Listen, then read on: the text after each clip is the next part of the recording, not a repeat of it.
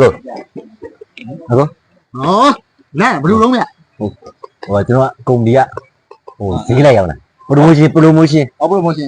ဘာရောက်လာကျွန်တော်တို့ကုမ္ပဏီကထုတ်တယ်လေဒါဟိုဟာရေချိုးဆက်ပြအသားတူဆက်ပြသားတူအဲ့ဒါဒီကဟိုတခြားဆိုင်တွေမှာဆိုကျွန်တော်ဆိုင်တိုင်းမှာလည်းရောင်းဒါကြောင့်ပရိုမိုရှင်ချတော့ကျွန်တော်အိမ်ထဲရောက်လာပြီးတော့ပရိုမိုရှင်လာချပေးတယ်ဟိုဆန်းလုံးကြီးကောင်းနေကျွန်တော်အဲ့ဒါကြောင့်မသုံးဘူးကြာရေချိုးအောင်ဆက်ပြမှာတိုက်တယ်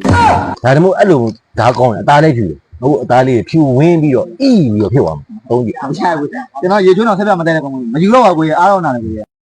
အားတော့နာတယ်ကျေးဇူးပဲနော်ကိုဟုတ်ကျေးဇူးတင်ပါအခု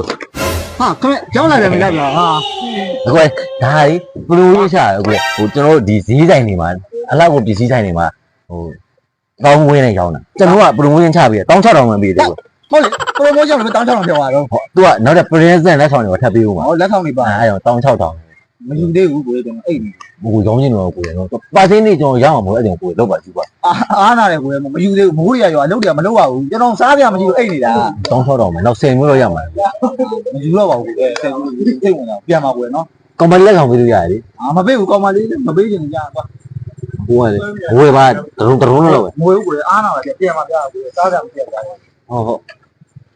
ဟိုဒီမှာစားရအားတယ်